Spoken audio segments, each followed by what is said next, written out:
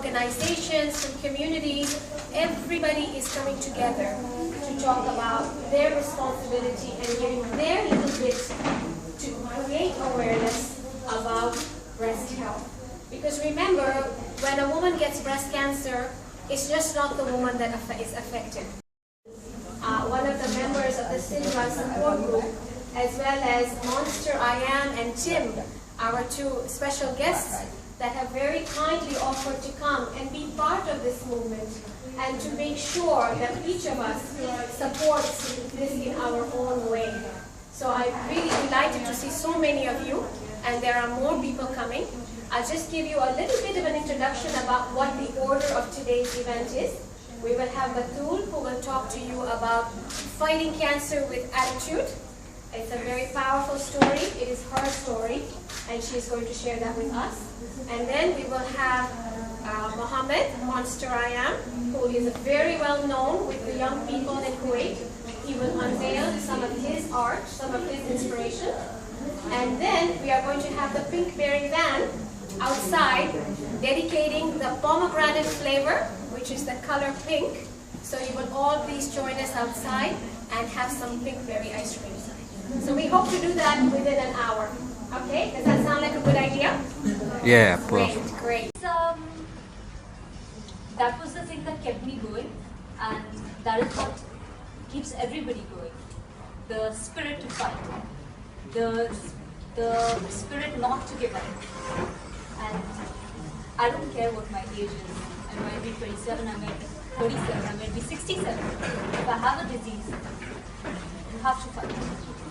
There is no alternative. And if you want to fight, don't fight with a big face.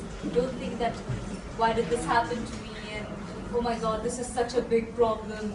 How am I going to tackle this? That is not important. It has come. Fight it with a spirit. Fight it with a smile. Because if you get sad, if you get depressed, and if you get angry about it, you're just going to spread a negativity. And it doesn't matter then whether you live through it or not, because you don't have the will to survive. You don't have the will to live, actually. Don't lose the will to live. It is one of the most important things. Now, this is how I dealt with the news, but I had read about chemotherapy, but I really had no idea how bad it could get. It definitely was the worst time. My first chemotherapy, especially, was the worst thing that I'd ever tackled in my life, and it was shattering. I had lost all hope after my first chemotherapy. This wasn't because it wasn't just because it was hard. It was because you're so connected with your body. If you think that you want to put your hand up, you're just going to do this, and your hand is body I was. I didn't know my body because my power, the amount of power I had in my actions had changed. My skin had changed. My hair had all fallen out, and basically I really did not know who I was. So it is that I think is the hardest thing to tackle with, the identity crisis that you have post the chemotherapy, and of course the depression that the drugs cause. But I guess slowly and steadily I saw the one thing that really made me feel like I had to really fight it out was that my parents and my family was shattered much more than I was. They could not believe that this happened to me. And my mom she was crying the whole while. My husband did not know how to react. My dad, who I feel is my hero, and my strength, he did not know how to look me in the eye and talk to me. And that made me realize that I wasn't going to get inspiration from elsewhere.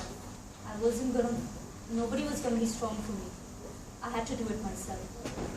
And that realization is what freed me from, I think, a lot of the shackles that I put on myself. And I realized that if I am going to crumble, under the pressure, they're all going to crumble as well. So what I did was, I stood up and I said, I can do this. And I can do this only if you guys are with me. And you have to, it has happened. I have this disease. You crying, you feeling sad about it is not going to change this fact. So stop feeling sad. I'm fine. And even while talking to them, I realized I was actually fine. I mean, okay, I had this disease, but besides that, I had so many things that I could be happy about. I had my family, I had my, well, I was quite well to do, so that was another thing that made me happy. And I had my life. I was going to get out of this. I was going to go on vacation. I was going to do something with myself. I was going to help people who had this problem. And I know a lot of people think, like, they feel caged and, you know, they just feel, how do you get out of this? But why do you want to get out of it so badly that you don't enjoy what you have right now? And that thing, that thought, that even if I'm in pain, I'm going to enjoy right now. I used to go shopping. I used to go out on dinner dates with my husband. I used to spend time with my daughter. All that stuff made me happy. It would have made me happy anyhow. Why should I let the cancer or the tumor or whatever take that away from me? So, you just find happiness in the small things. Another thing that I was really happy about was that I came back to Kuwait. Actually, I had my initial treatment done in India, in one of the best hospitals, mind you, over there. And yet, the treatment, the facilities, and the benefits that I have in Kuwait, with the medicine, with the doctors, it was not even half. I didn't even have half of that in India. Seriously, the government of Kuwait is really, really amazing for doing this for people like us and for people in general. And coming to Al-Sidra was like coming home in a hospital. You know, just being here made me feel like I wasn't in a hospital. And it does help when you talk to people outside of your family, because they are, in a way, they are suffering with you, and they don't realize that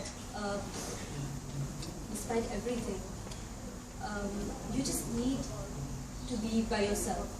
They just want to help you all the time. And I guess the best thing that I can do for them is letting them help me out. So I used to do that, but I mean, it used to get too much after a point when they used to want to help me on every little thing.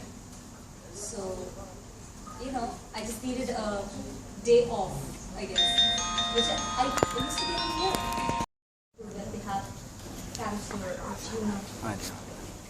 Personally, I have done nothing wrong in getting a disease. I mean, I could have done nothing differently. I could have done everything differently. And I still would have done this. It's written. It's in my destiny to get this disease. And who knows, maybe something good will come out of it. Maybe I'll be a stronger person. Maybe I'll be able to help other people out.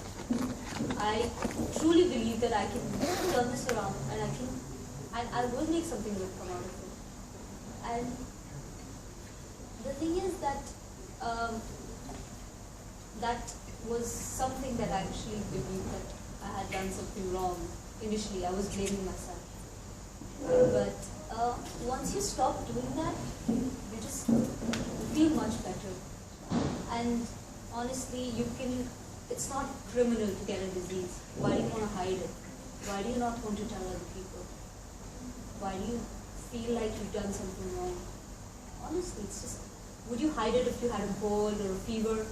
You just, I have a cold, you know? Just treat your disease as if it's not consuming your life, and it won't. And there are a lot of other benefits to telling other people. I cannot tell you how many people have prayed for me. They've come to ask about me. They've come to make me feel like really special. And I wouldn't have gotten that all if I just hidden it away somewhere and brooded about it. And nobody thinks that nobody sympathizes with you or thinks that you're pathetic because you have this disease. Honestly, that happens because you don't feel like you've done something wrong. You don't feel like you're a person who needs to be sympathized. Just take it with a straight face. Look somebody in the eye and say, okay, I have cancer, I have tumor, but I'm fine with it. Don't let the disease overpower your life. And another thing that I would urge them to do is, if there is somebody in your family who has this disease and who has children or who has a younger sibling, do not hide your disease from them. Kids are very smart, children are really, really smart. They know that there is something wrong and they know that you're hiding something from them. And it makes it difficult for them because they would assume the worst. I mean, even when you didn't know that you had this, you wouldn't have, how would you have felt? You wouldn't have felt comfortable within your own skin. Another thing is, I have a daughter, I had a 3-year-old child. I mean, when my disease was diagnosed, she was 3, now she's 4. When I told her that Mama is sick and she's not well, what she did was, she used to give me my medicines on time. She used to help me exercise by counting 1 to 10. And she just, whenever I used to feel low, she used to come up with these, she used to come and jump around in the room just to make me feel better. And I think having her there was so empowering for me. And her love was one of the most inspiring things that I had. So for me, I wouldn't have traded it for the world. I wouldn't have done anything different. And even when she asked me, Mama, why are you still sick? I told her that I have some filth in my back which needs to be removed. And that's the reason why Mama is going to the hospital, to get that removed so that Mama can be normal again. And Mama can carry you and Mama can be strong again. And I know that the explanation sounds weird to give to a 3-year-old, but it made her feel feel a little bit more comfortable. And what else do I want? I want my child to be happy. I want my child to be comfortable.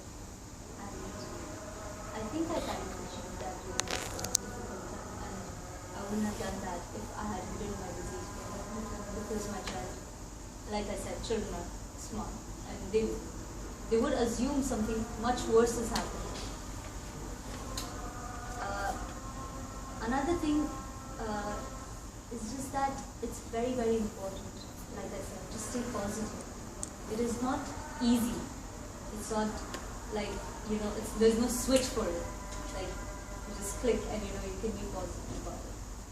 There isn't a but it is very important to think that you are going to get out of it. Because that thought keeps you going.